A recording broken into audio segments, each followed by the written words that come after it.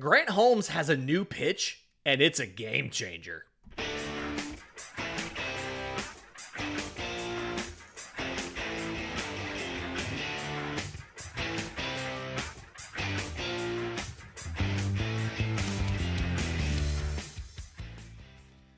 Yes, welcome on in to Braves Today for Monday, March 3rd. This is your source of news, notes, and updates on your Atlanta Braves. I'm your host, Lindsay Crosby. You can follow me on Twitter and Blue Sky at Crosby Baseball. You can follow the show on Twitter, Braves_today. We have a Facebook page and an Instagram as well. And you can find all my written work, bravestoday.com. That's the Braves Today Substack, as this is both a podcast and a newsletter. Again, ton of fun stuff coming up both on the newsletter and the podcast. So subscribe for the podcast, wherever you get your podcasts, or on YouTube. Leave us a 5-star review while you're at it. If it's really good, I'll read it on air. And then for the Substack, membership, paid or free, either way goes to supporting the show. Does mean a ton for what we're doing over here on Braves Today. I want to talk about Atlanta's roster moves over the weekend. They sent 5 guys down to minor league camp. I want to talk about Ian Anderson's second spring start and Spencer Schwellenbach's second spring start. But before that, let's play pitching nerd a little bit here. Grant Holmes added a new pitch, and I want to talk about it. And for those of you watching on YouTube, I'm going to have visual aids for you as well. Grant Holmes' pitch mix last season, 4-seam fastball was his primary pitch, 37% usage, averaged 95 miles an hour, okay? Had a slider, 32% usage, so almost equal to the fastball, at 86.5 miles an hour.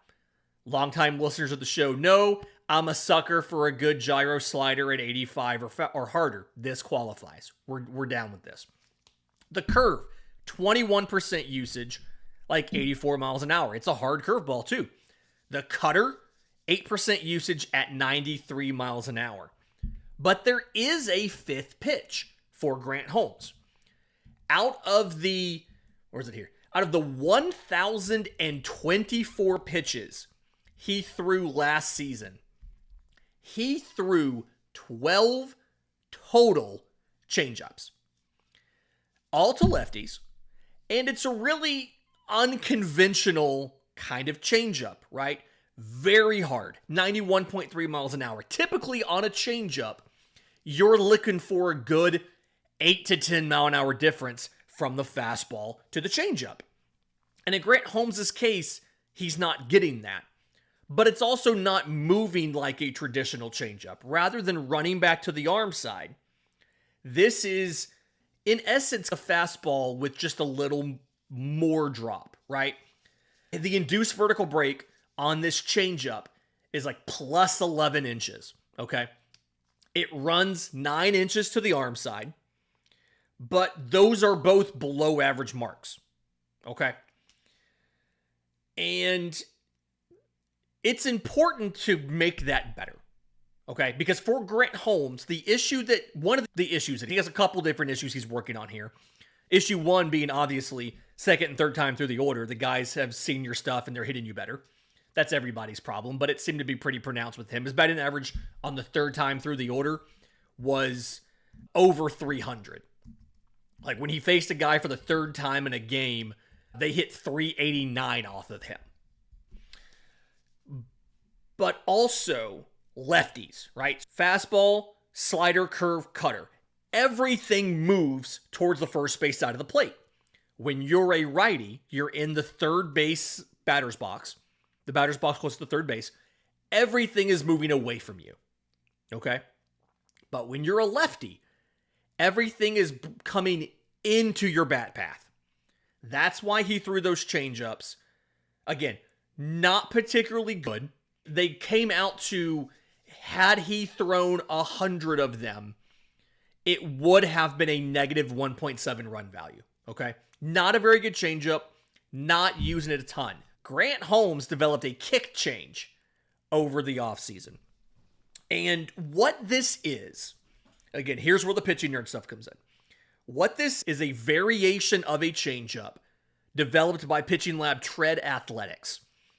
And the idea is it uses the grip and kicking up a finger to push the ball into a different spin axis. I'm going to explain all this, don't worry. The idea behind this is you can add drop to the pitch. You can give it more depth. So it starts breaking later in the ball flight. And you can add drop without needing to reduce the velocity. Okay? So you can throw it, you can still throw it hard, but you can get a little bit more drop out of it than what he's getting now. So the main difference, there's two main things you do differently on this. One, for a four-seam fastball, okay, your pointer and ring fingers are perpendicular to the seams. Those of you on YouTube can actually watch this. If you're on audio and you want to grab a baseball, I have an official MLB ball here signed by Rob Manfred. Not personally signed by Rob Manfred. I don't think he wants to talk to me, but the printed one. But you want to grab a baseball. Your two fingers are going to cut across the seam, right? Now, if you do that, you'll notice your thumb and your ring finger also touch seams on the bottom of the ball. 1, 2, 3, 4. Literally, a four-seam fastball is called a four-seam fastball because you touch the seam at 4 different places, okay? The difference with a kick change, difference number one, is you're going to throw it with a two-seam orientation. So rather than your fingers going across the seams, like on a four-seam fastball, perpendicular to the seams, you're going to run parallel to the seams like they're train tracks, right? In this case, it's going to be your ring finger and your middle finger. And because of that, your pointer finger is on the white side of the ball. And on YouTube here, folks can see it's actually covering the MLB logo. And your pinky will also be on the big round side of the ball over here. So you're only touching two seams. Literally, the difference in a four-seam fastball and a two-seam fastball is how many seams you touch when you throw the ball.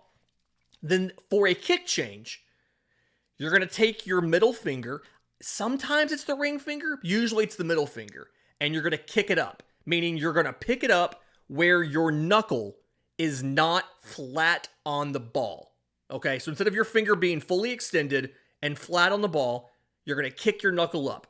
It's different for everybody. Some guys have a big kick. Some guys have a little kick. But the point is, you're going to grab the ball with a two-seam orientation. So your middle and ring fingers across the seams. Line with the seams. Parallel like train tracks. And then usually your middle finger is going to pop up a bit.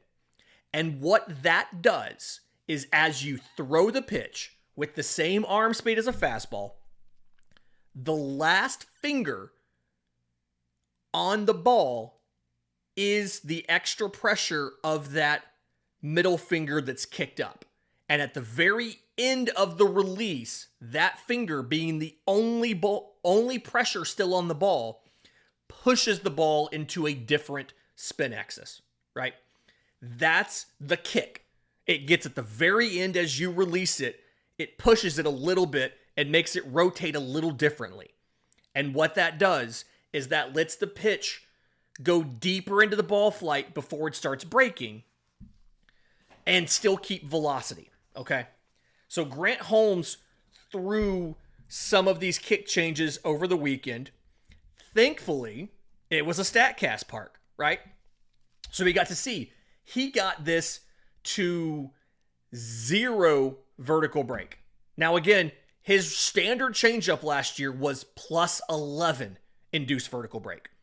So he got 11 additional inches of drop on this changeup, while still throwing it at 91 miles an hour. It still had the horizontal movement that it had.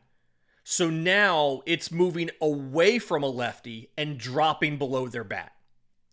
It's a significant improvement to a guy that struggled a little bit with lefties as compared to righties. Again, 35-point difference in his batting average allowed last year to lefties versus righties. Trying to pull the exact here. It was 236 to righties, 271 to lefties. Big change here. I plugged a lot of this into a Stuff Plus model. So you can see, it gears everything off of the primary fastball. 100 is MLB average, right? This kick change, using what it did over the weekend in the StatCast Park, I think it was against Miami, this pitch comes out to a 102 stuff plus. So it is an above average pitch if it maintains the same spin rate, break, velocity, all that stuff. That could change a little bit, right? But what this does now is this gives him a legitimate 5-pitch mix, including something that not only runs away from a lefty, but still has drop and has late drop. So even if they're, even if they're trying to sit on the changeup, it's still going to drop below their bat because most of the drop is in the final 10, 15 feet of ball flight. Okay? And by that point, a hitter physically, the speed of the neurons has already committed to swing by the time most of the movement of the pitch actually comes in. It is a very good improvement to his arsenal. If I was going to give him something in the offseason, I think what I would have said is, buddy, you got to figure out a changeup that works. Because your changeup was not very good, and you need a tool against lefties. This is that tool against lefties. This is potentially, plus it's a 5th pitch that he can use when he's facing a righty for the 2nd or 3rd time through the order, right? Is it the perfect weapon against a righty? No, because it's going to break in towards him, but it does have a significant component of drop to it. And you could always try to backdoor it or something like that. It's not going to be a primary weapon to get a righty out, but if you're facing a dude for the 3rd time in a game and he hasn't seen any changeups yet, it's a nice little change of pace to steal a strike. It's just going to make Grant Holmes better. And I think that's the biggest takeaway from this is he added a new pitch that is still pretty unique. We've heard a lot about kick changes this spring. Clay Holmes of the Mets added one too when he's converting from relief to starting.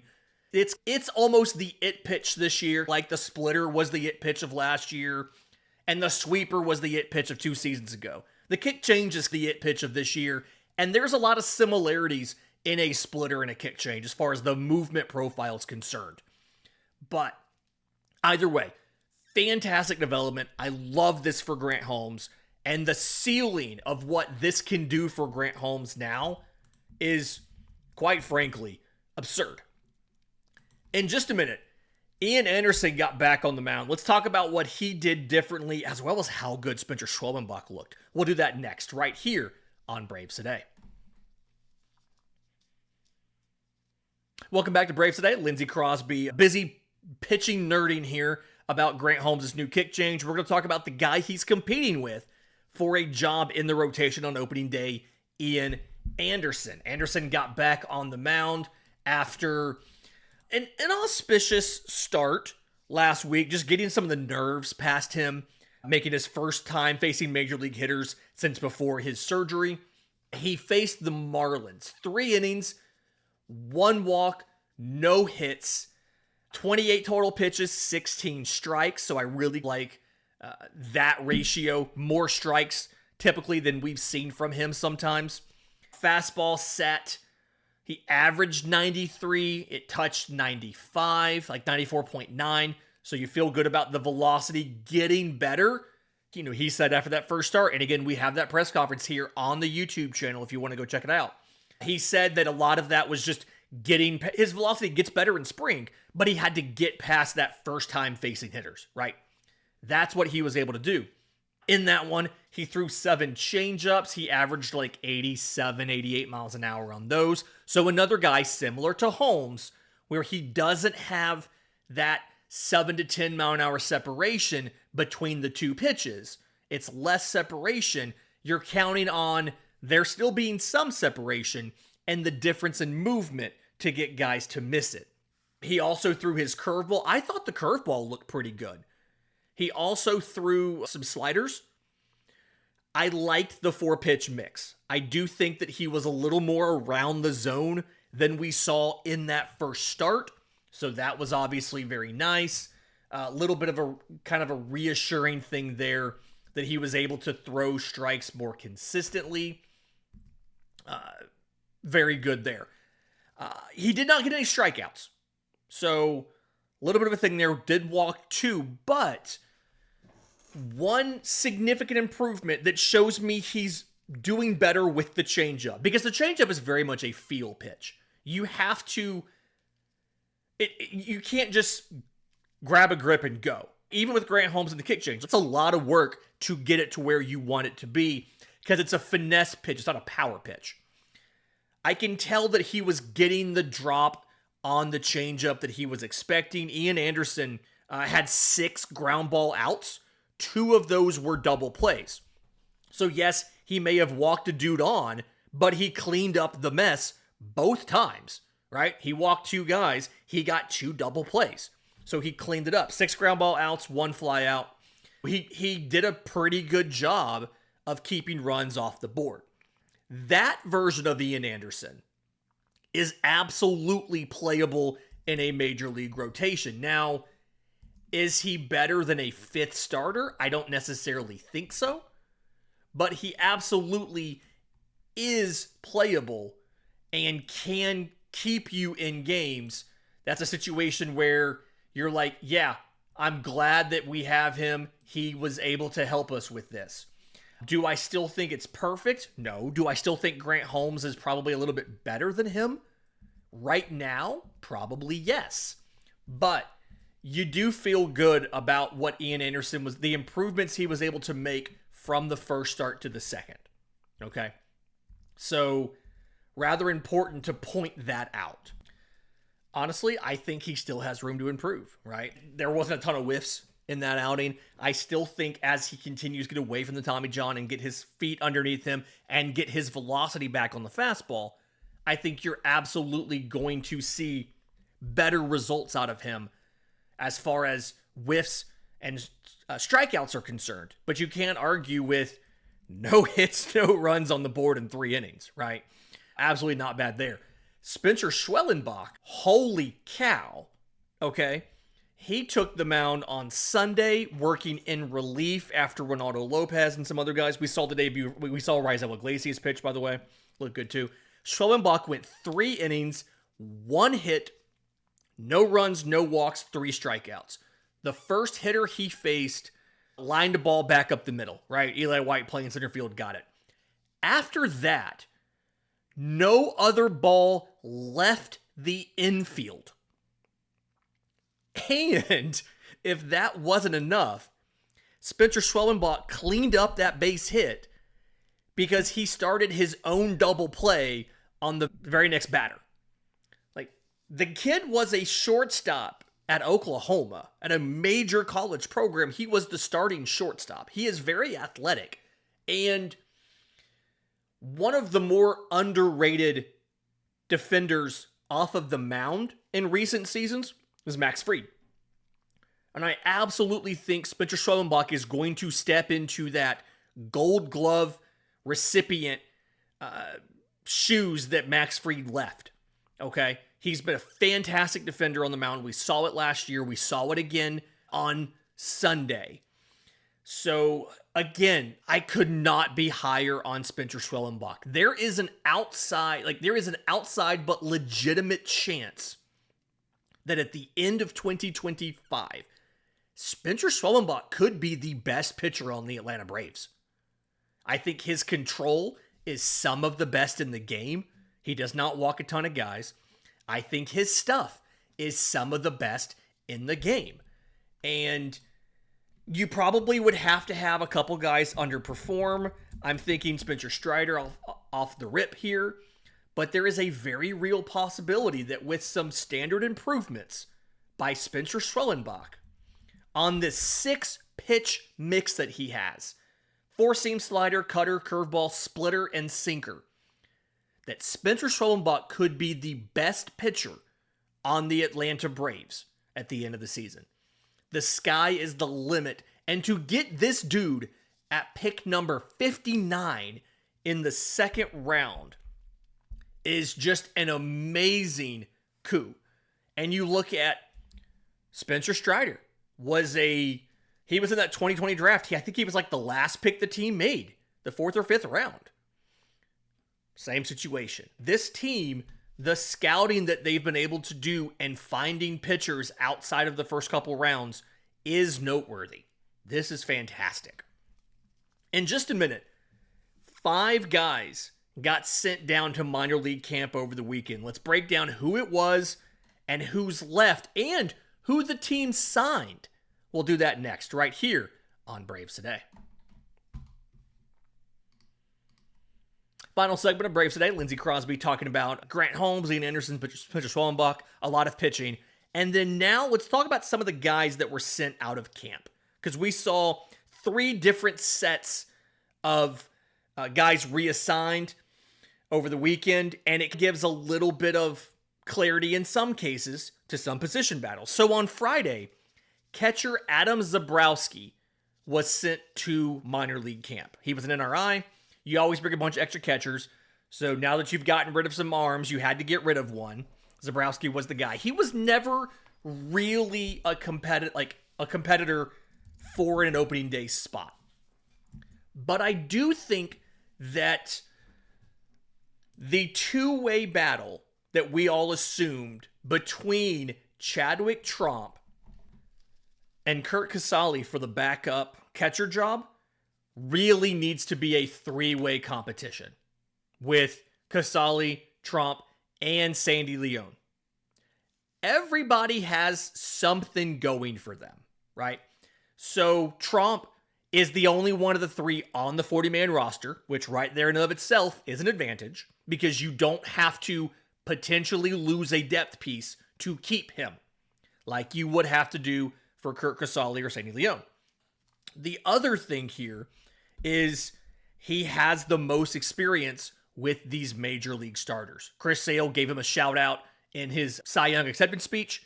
He has a history, a positive history. They like throwing to Chadwick Tromp. That's his advantage here. Kurt Casale has by far the most experience of any of the catchers in camp, right? So much more career WAR, games caught, all of that stuff. So much more experience than the other 2. He's the most accomplished. He will also, as an XXB free agent, he also can elect free agency if he's not added to the roster. I think it's 5 days before opening day.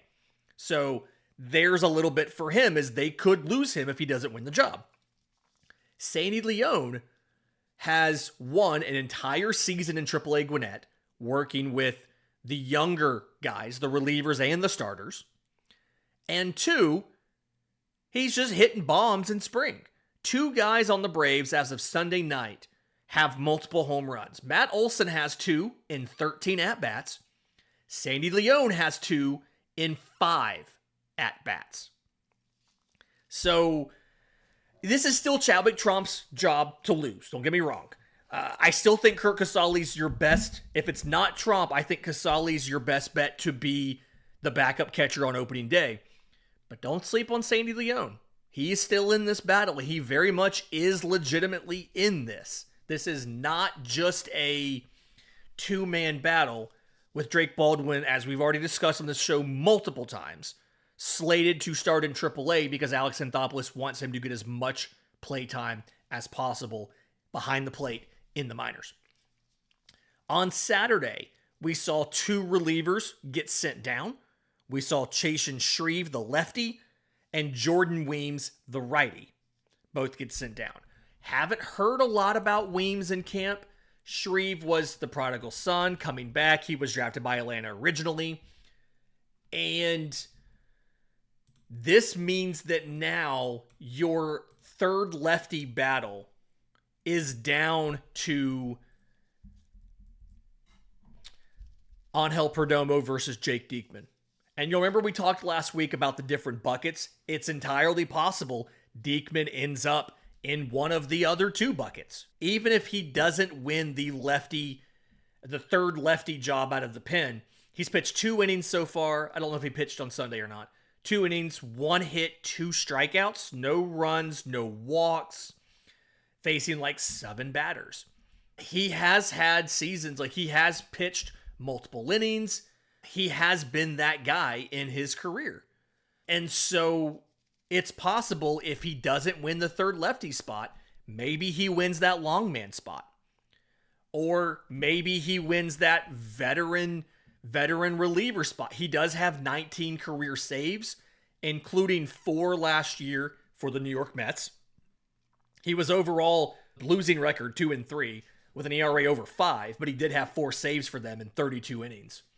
So it's entirely possible. Like, those two guys, Shreve being gone means that it's Diekman and Perdomo fighting for that third lefty spot.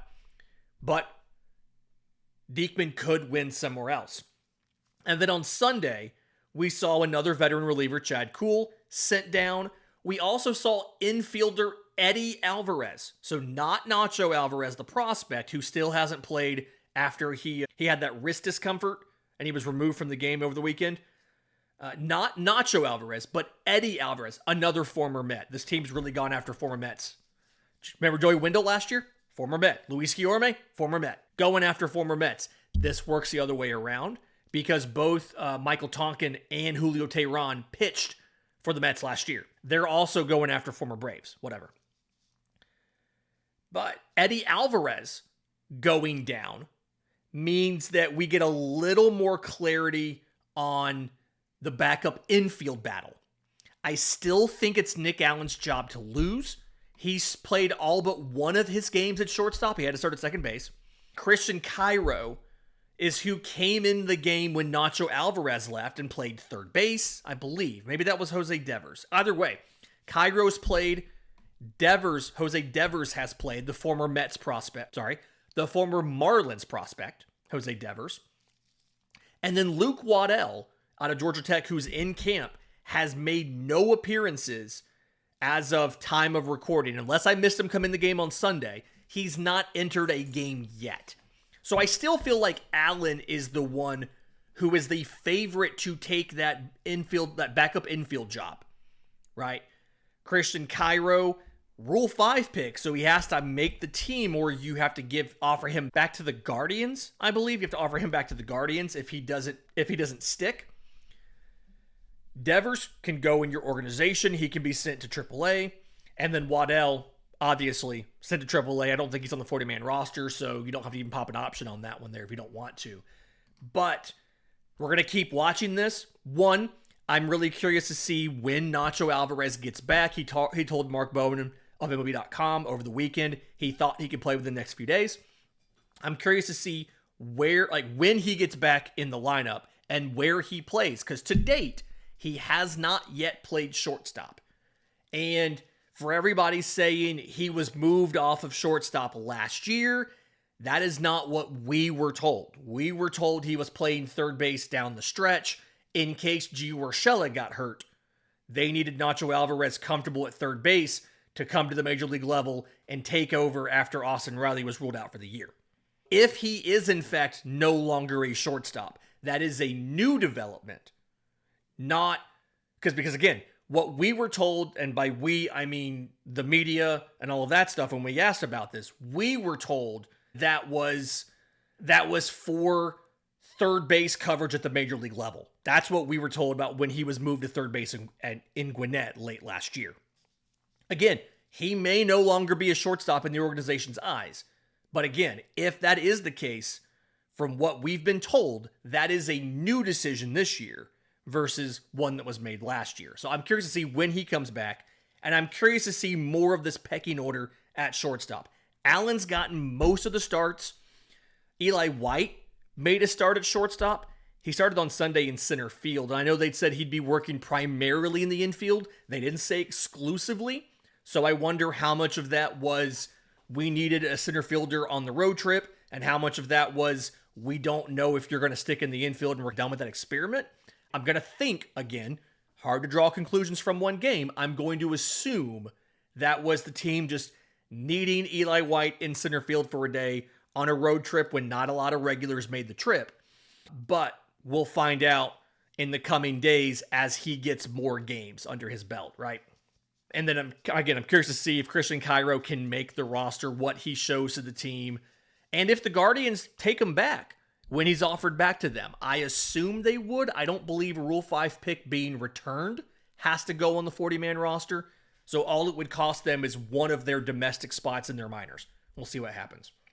Stay tuned. We've got some fun stuff coming for you, including a special guest coming to you from Northport, another report from Brave Spring Training. So stay tuned for that this week. In the meantime, if you're listening on audio, do us a favor, leave us a 5-star review. If you're on YouTube, subscribe to the channel, hit the notification bell so you know when we drop that next episode, and maybe also leave us a 5-star review with some kind words. That'd be super cool. Until next time, this has been Braves Today.